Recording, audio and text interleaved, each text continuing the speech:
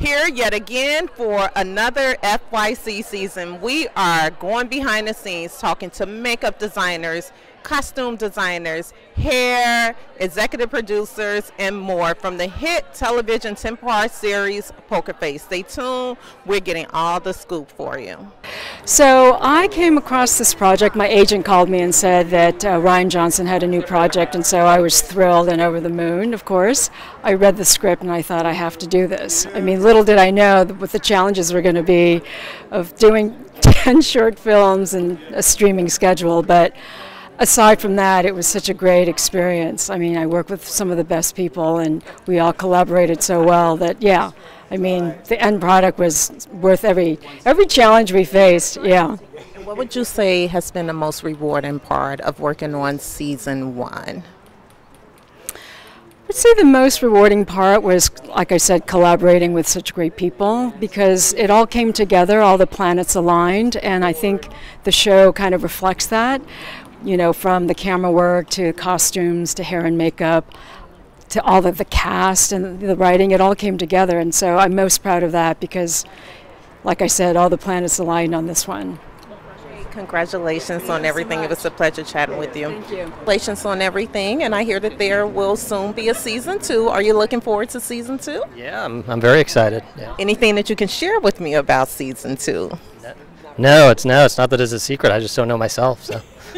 All right, so talk to me about your entire experience working on this 10-part series, Poker Face, as a director of photography. What does the day in the life, right, the shoes of a director of photography look like, just being on set? What does that look like? Okay. Well, firstly, I only shot 2 of the episodes. My fantastic colleagues, Jaron Preson and Christine Ng, did the other 8 episodes. Yeah, I mean, I've done everything with Rian since we were kids. We've been just filmmaking partners, and yeah, it just feels like another Rian family project. You know, it's very collaborative, and yeah, he's a gentleman every day, nonstop. So yeah. And when you were first approached about this particular series, what were your initial thoughts? Was it, this is Rian, of course I'm in, or did you have to, you know, spend a little bit of time to think about whether or not you wanted to step into this world? Oh, yeah, there's no thinking about it. Doing stuff with Rian is kind of my life. So, you know, it was, yeah, I was very excited when he first told me that he wanted to do a Columbo-esque thing, because I just loved Columbo since I was a kid. So, you know, when he told me he wanted to do something like that, I didn't really know what it was, because he kind of told me very early, and then I saw a script. I kind of I didn't kind of see all the iterating. It just, he had at some point said he wanted to do something Columbo-ish, and then the next thing kind of the next time I really talked to him about it, he had written a script and it already existed. So yeah. So talk to me a little bit about lights. Right, because I can only imagine when it comes to shooting certain cast members, you know, especially like with certain makeup effects and certain looks, like how important the lighting is. Like, can you give me a little bit of details about that? And sometimes, how do you determine whether or not you want to use, you know, artificial light or natural lights when it comes to shooting? Yeah, I mean, it's you know, it's definitely a whole artistic process. It's not, you know, there's not a simple formula or a meat grinder that you can run it through to get the answer. But yeah, the lighting is so much about what makes it cinematic, and there's usually multiple things that you're trying to balance at the same time. You know, you want, you know, on the one hand, you want flattering light, but you want it to be dramatic, and you also want it to be evocative of exactly the scene and the time and place. And you know, to me, the thing is to figure out how those things align. As soon as you start treating them like they're pulling against each other, it's like you've already lost. So it's kind of figuring out in what way do these things all align, rather than how are they contradictory. And what are some of the challenges that you face, you know, working on the 2 episodes that you worked on? I mean, you know, in some ways, there's everything. You know, I kind of approach it as a puzzle rather than a challenge. Nothing's upsetting. It's just, this is what we do all day, is figure this stuff out. You know, I think specifically these episodes, you know, they did have, because it's TV, they had a little bit more of a compressed schedule than the feature stuff that I've done with Ryan. But so on the one hand, not extremely so, but on the other hand, you definitely feel that every day, and in calculating what, you know, how you prioritize the shots and the order of shooting and everything. So yeah. Absolutely. And what would you say, before I let you go, is the most unique part of this series for those viewers who have yet to check it out? I couldn't imagine who has not seen this series yet, to be quite honest, but what makes this series so unique?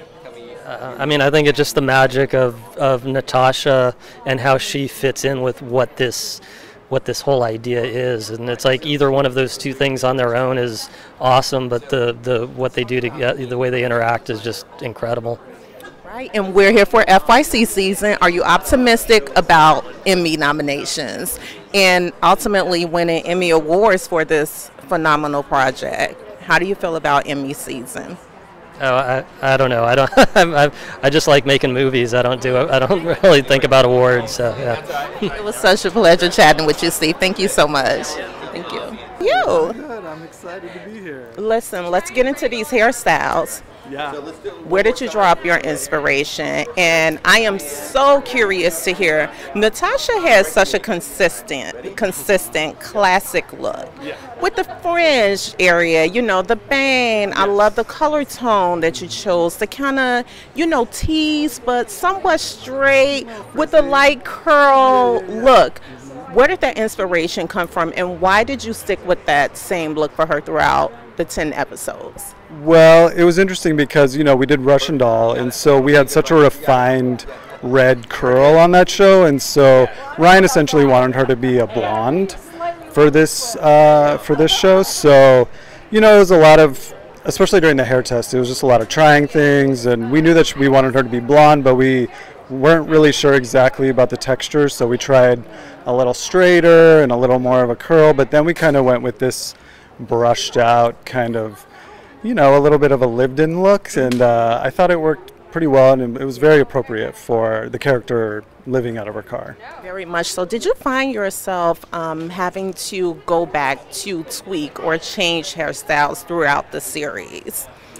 In general, or yes, in general, and with all of the cast members. Right. Well, this show was such a quick turnaround. I mean, every 2 weeks we were starting a whole new, essentially a movie in a way. So I don't think there was really time to do a lot of tweaks. Like, once we established a look, that was kind of it. And luckily, a lot of it was wigs. Like, most of the actors coming in, they wanted to be, you know, a character. So it was nice to kind of be able to design the wig beforehand, so that way you put it on, and then if there was little tweaks, we could do it if it didn't mess up continuity. But for the most part, it was pretty set as well. But I think Natasha's was probably the most tweakable, because especially with where we started with 101 and 109. When 101, we were establishing the look, so it was, you know, right off the bat we were just going. So it was nice to kind of be able to figure it out being between 1 and 9. Yeah. I don't know if that makes sense. No, it definitely makes sense. I love the fact that you mentioned that most of the looks were wigs that were pretty much somewhat prepped prior to filming. That leads me to question you about hair products. When you're on set, although they are wigs, right?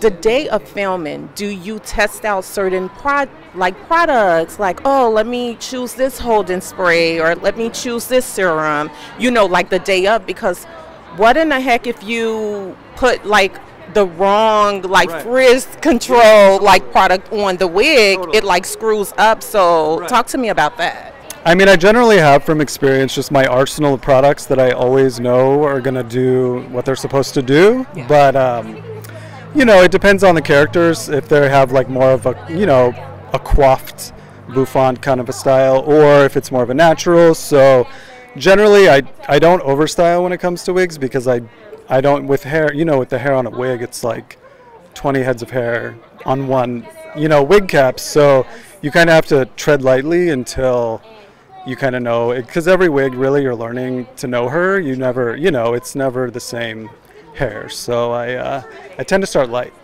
Yeah, for sure. Talk to me about the different environments that you filmed in, because if I'm not mistaken, every different episode was filmed in a different place. So let's talk about the humidity, right? Whether or not earlier that morning before filming it was raining and, you know, the air is dewy outside, like, kind of translate that into, you know, being on set, head of hair, you know, extraordinaire. Yeah. I mean, that's always the challenge because rain or shine, we're shooting generally, so there's a lot of bonnets involved and, you know, a lot of humidity control products. But especially with Poker Face, we were shooting in the summer and we were in upstate New York for the majority of it. So it was very humid and Natasha, her hair, you know, it was just this fine line between curly and straight. And so I actually got this cordless rechargeable flat iron.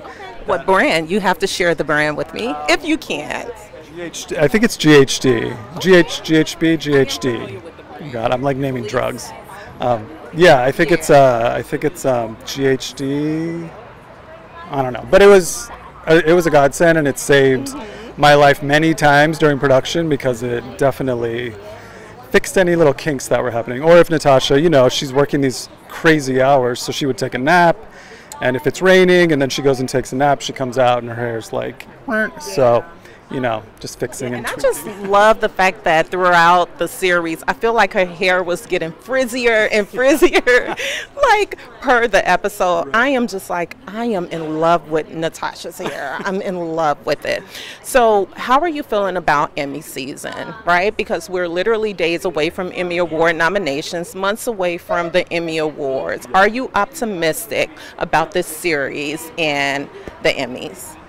You know, I'm always hopeful, and I know that all my colleagues that are also being, you know, considered, it's just an honor to even be nominated. So for me, yes, I have high hopes. I think the show was a tremendous success, and I think everyone killed it and did the best job they could. And you know, all I can say is I hope so. All right. Well, it was such a pleasure chatting with you. Thank you. Thank you so much. Thank you. I'm obsessed with your hair. Thank you so much. Of course, you are the costume designer on this series. Because I can dress myself. Because listen, you have showed up. So listen, you have to tell me, first of all, let's start by how did this opportunity and this project land in your lap? Okay, so the way this project came to me was I actually worked with Natasha right out of COVID, right? She directed a Netflix special, and we met over Zoom, and within 2 minutes, she was like, I love you, like, I love your energy, like, you're so great, and blah, blah, blah. If you don't do this project, like, we're definitely going to work together. I did do that project, and it was great. We had a great time together, clearly, because then when Poker Face came up, boom, here I am. So what has this experience been like for you, just overall? I can only imagine like how much fun you've had with this thriller series. So the series itself was very challenging, but I like to rise to a challenge. I'm kind of an overachiever, so I really just wanted to, like, you know, overachieve as much as possible. Basically, we had 10 scripts, and they're like little mini movies. We were in a different state every time, which means that it's a whole new group of background, whole new group of, like, actors. And so it was very fast, but I feel like we ended up doing a really good job, even though it was like... So happy to work with all these people, and I got to be super creative. They were very collaborative, so that's awesome. So that's interesting. What was the most challenging part of it? Was it the fact that everything was so fast-paced and you were in different locations, like each episode? Like, what made it so challenging? I'm so curious to hear. I think the biggest challenge for me was like late casting. Like, we had cast that would come in like the day before they worked, and some of them are Oscar winners. So, you know, you want to like be prepared, and you want to like come in like with a bunch of like great pieces, and just being able to stay ahead of the game was like, that was the biggest challenge. Also, I do think changing locations every episode, every 8 days, you know, you have to think about the background, like it's indicative of where we are, and sometimes it's 100 background, sometimes it's 300. So it's a lot to prep and shoot at the same time. And where did you draw up all of your inspiration for this entire series, and especially with Natasha? Where did this inspiration come from with the costume designs and the wardrobe? Well, let's see, I start with mood boards, right? And so for Natasha's character, Charlie Cale, it's basically like 70s meets Western meets desert, right? And Natasha's so chic, like in general, right? And she just like wears clothes like effortlessly. So that's what we wanted to have this character be. We wanted her to just feel authentic, feel like she's part of like whatever she's wearing. Also, we wanted it to be a departure from Russian Doll. So we used a whole different color palette. Like, you know, she's in browns and rust and like gold, and, you know, in Russian Doll she would just wore black. So we just wanted it to be really different, and I think we achieved that for her. And as far as all the other things, I mean, it's constant, like, you know, I'm doing research, I'm figuring out where we're gonna shoot, who these people are, like character wise. Especially like the murderers. Like for me, I grew up watching Columbo with my grandmother, so you always knew, like, you knew who the murderer was because they kind of tell you, but also like that murderer had like a vibe, like a whole like feel. They always felt like diabolical, and you could kind of tell in their clothes. And so I really wanted to have that be a part of the aesthetic, and I really think that that came through. I want to pivot back to the vibes, right? I have another question for you. Obviously, do you ever take into account the personal, like, personality and character of each cast member when it comes to the looks? Or is it simply, listen, this is the look, this is what I have envisioned, and it's happening regardless of what that body style is like, the body shape, the skin complexion? Because, I mean, we're talking wardrobe. So there are so many different components that obviously has to be considered. How do you go about that? Well, I'm a collaborator, right? And I feel like every good costume designer knows that there's no point in forcing anyone or trying to like push your ideas on anyone. Basically, like, you create these mood boards, you have a conversation with the actor, you collaborate on what both of you think the character should be, and then you take into account like body type, obviously like skin complexion. Sometimes it's like hair. It like really depends on the person themselves, because sometimes you envision it to be something and then they cast someone that doesn't fit that. So then you have to kind of like redo it. And so for me, I really think that it's a collaborative experience, and when you work with people like that, I feel like my job is to have you feel like the character but not be thinking about the clothes, so you can do your job, so you can act. And so yeah, I just really think that if I'm collaborating with them and we come to a agreement about what the character should be like, then that comes across as like them feeling very authentic in who they're playing. And when you're pulling up these wardrobe styles, and I promise I'm going to let you go because I can stand here and talk all day to you clearly. Do you work with any particular brands? Do you have a list of certain stores, vintage shops, thrift stores that you go to select these looks? Any brand partnerships there? Talk to me about it. Okay. So for this particular show, I really wanted to find brands that had limited runs or like weren't like where everybody could get it. I wanted it to be a little exclusive, like you could get some of the pieces but maybe you couldn't get all of them. And I did use some vintage pieces because obviously like you mix a little vintage with contemporary and it just kind of elevates it all. I used a brand called Stone Immaculate for quite a few of Charlie Cale's pieces, Natasha, and that was perfect. And hopefully we'll do like a collab, like maybe we'll have like a Poker Face inspired fashion line. Same thing with Classic Rock Couture. They have like limited runs as well, very small. I mean, they have a good like both of these companies have great like Instagram following, so there's people that are seeing these items. So I used a bunch of stuff from them as well. I just really feel like I'm trying to keep it fresh, I'm trying to keep it new, I'm trying to like not go to like the store that everybody else goes to, and I feel like that's what makes these characters special. You know, I'm trying to find like the special items. And as far as like the vintage goes, so I love vintage. I've worn vintage like my whole life since I could shop, so like 12. And I love to go to these antique malls, and like each booth, each square section it's a different vendor, right? So you don't know what you're gonna find. It's jewelry, it's like these amazing like t-shirts, like you never know. And so I go through every single piece in every single booth, and that's how I found like some of the t-shirts Natasha wore, her favorite vest, the black vest with the cream rickrack. It's from the 90s. It's awesome. We had to recreate it for the stunt double, but shh, don't tell anybody, like, you know, movie magic. But yeah, it's like I'm all about trying to find like the interesting piece that nobody has as well.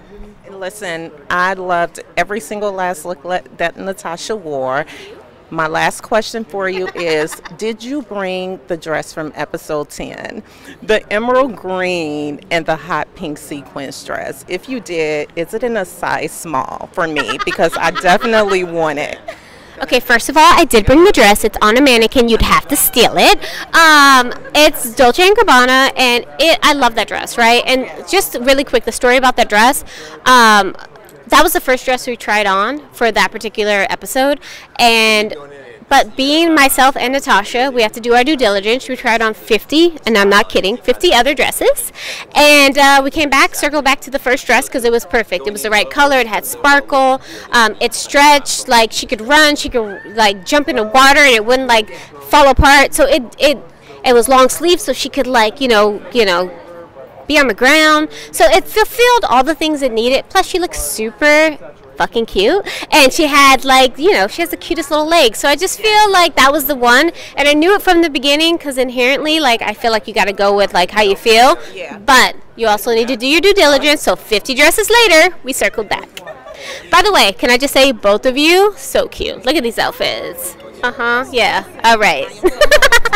Such a pleasure chatting with you. Congrats on everything. Looking forward to seeing your looks in season 2. Fingers crossed. Thank you.